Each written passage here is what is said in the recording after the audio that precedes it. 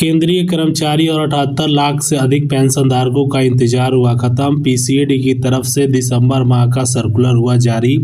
सिपाही, नायक, हवलदार को 50-50 हज़ार रुपये तक पेंशन में केंद्र सरकार जबरदस्त उछाल देने का ऐलान कर दिया है। वही आर्मी हेडक्वार्टर की तरफ से ईसीएस से फिक्स मेडिकल अलाउंस में 4800 रुपये से बढ़ाकर 5800 देने का ऐलान किया जा रहा है। साथ में इक्वल एमएसपी को लेकर भी केंद्र सरकार एक बड़ा फैसला लिया है। आज की बैठक में हमारे केंद्रीय कर्मचारी और 78 लाख से अधिक पेंशनधारकों का जो 5वें 6वें वेतन आयोग या 2006 के पूर्व और 2006 के बाद के पेंशनरों को सरकार बढ़ा हुआ पेंशन देने का फैसला लिया गया है। वन रैंक वन पेंशन योजना के लिए सरकार द्वारा जो बजट बनाई गई थी उसमें एक बार फिर से बढ़ा हुआ पेंशन आप सभी को पीसीडीए की सर्कुलर 430 और सर्कुलर 501 के तहत आप सभी के खाते में ये पैसे सरकार ट्रांसफर करने वाली है। वही 18 माह का एरियर का जो वित्त मंत्री के रिपोर्ट में एक बड़ा खुलासा किया गया है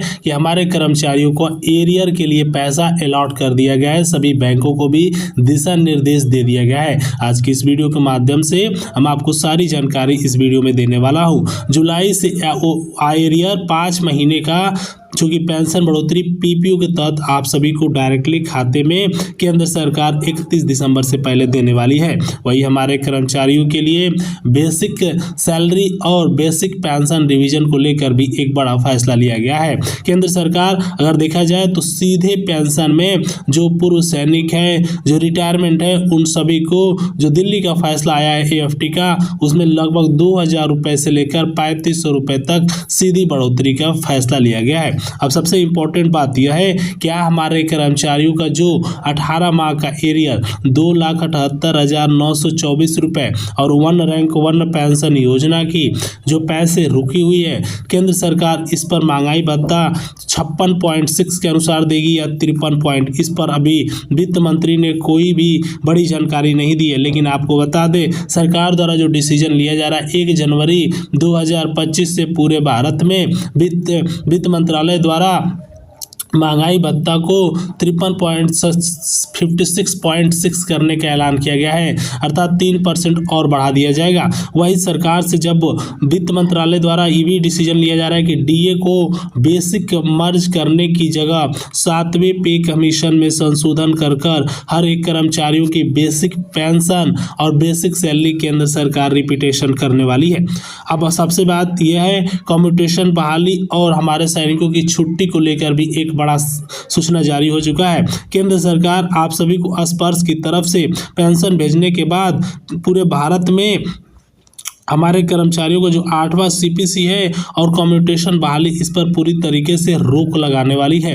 केंद्र सरकार द्वारा अगर देखा जाए तो हमारे कर्मचारियों को जो डिमांड है ईपीएस 95 जिसमें 1640 रुपये की रकम आप सभी कर्मचारियों को मिलती थी, केंद्र सरकार इसको बढ़ाकर 7500 प्लस डीए का ऐलान कर दिया है। वही फिटमेंट फैक्टर 2.86 को केंद्र सरकार द्वारा पूरे भारत में 3.68 करने का भी डिसीजन ले लिया है। अब सबसे इम्पोर्टेंट बात यह आता है कि हमारे कर्मचारियों की बेसिक सैलरी कितना बढ़ेगी। जो भी हमारे पेंशनर्स इस वीडियो को देख रहे हैं उनको बता देता हूं, अगर आपका बेसिक सैलरी 18,000 रुपये है कर्मचारियों का, तो उनका लगभग 26,000 रुपये तक केंद्र सरकार ने बेसिक सैलरी को बढ़ाने का डिसीजन लिया गया है। वही हमारे जो कर्मचारी है जो डिमांड कर रहे हैं कि ओल्ड पेंशन स्कीम देंगे, हमारे कर्मचारियों के लिए दो सबसे बड़ी जरूरी है। ओल्ड पेंशन स्कीम इसलिए जरूरी है क्योंकि बहुत से हमारे कर्मचारीगण जो एक लंबे समय से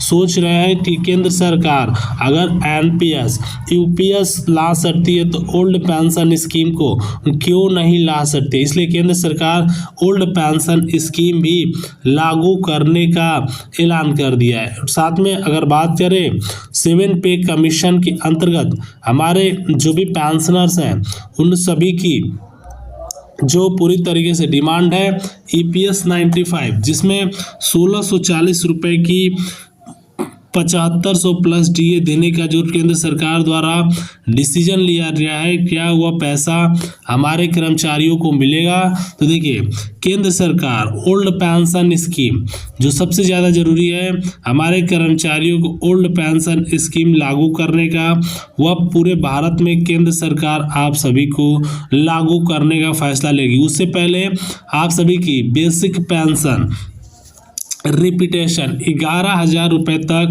आप सभी की बेसिक पेंशन केंद्र सरकार रिपीट करने वाली है।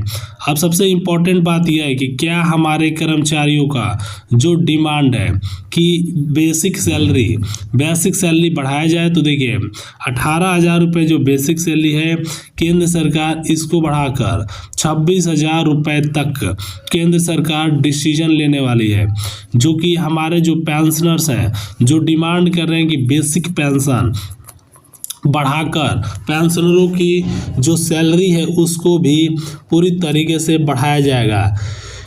EPS 90 के 5 के साथ साथ 7 पे कमीशन के अंतर्गत संशोधन कर हर एक कर्मचारियों का जो बेसिक सैलरी है उसको तो केंद्र सरकार बढ़ाएगी। साथ में 18 माह का एरियर जो 2,78,924 रुपये आप सभी का पूरी तरीके से यह फैसला लिए। आपको बता देते हैं, केंद्रीय कर्मचारी लाखों पेंशनर जो डिमांड कर रहे हैं कि आप सभी जो भी पेंशनर्स हैं जिनकी बेसिक पेंशन जो रिपीटेशन होने वाली है, जो केंद्र सरकार डिसीजन ले रही है कि बेसिक पेंशन को हमारे कर्मचारियों को 11,000 रुपये तक बढ़ाया जाए। वही जो छुट्टी की बात हो रही है कि हमारे कर्मचारियों का छुट्टी जो है वह पूरी तरीके से लगभग अगर देखा जाए तो हर एक कर्मचारियों की जो छुट्टियां हैं उसको केंद्र सरकार बढ़ा सकती है। अब सरकार की तरफ से ये भी डिसीजन ले रही है कि मैक्सिमम छुट्टी 100 दिन से अधिक देने का भी सरकार फैसला लेने वाली है। अब सबसे इम्पोर्टेंट बात, क्या हमारे कर्मचारियों का जो डिमांड है ओल्ड पेंशन स्कीम कब तक लागू होगा? क्योंकि 7वें पे कमीशन के अंतर्गत सरकार पूरे भारत में 8वां पे कमीशन लागू करने का फैसला ले रही है। वही सरकार ये भी डिसीजन ले रही है कि जो भी हमारे पेंशनर जो डिमांड कर रहे हैं कि बेसिक सैलरी को बढ़ाया जाए, जो 18,000 रुपये थी बेसिक सैलरी, केंद्र सरकार इसको बढ़ाकर 26,000 रुपये तक भी केंद्र सरकार कर सकती है। अब सबसे इम्पोर्टेंट बात, हमारे कर्मचारियों की जो डिमांड है EPS 95 जिसमें 1,640 रुपये की रकम सरकार 7,500 प्लस DA केंद्र सरकार लागू करने का भी फैसला ले सकती है। तो आप सभी कर्मचारियों के लिए ज़रूरी है कि बेसिक सैलरी बढ़ाकर हर एक कर्मचारियों का जो डिमांड है ओल्ड पेंशन स्कीम उसको भी केंद्र सरकार लागू करे। तो जो भी कर्मचारीगण इस वीडियो को देख रहे हैं, सबसे इम्पोर्टेंट बात है कि आप सभी का यह पैसा इस महीने के अंत तक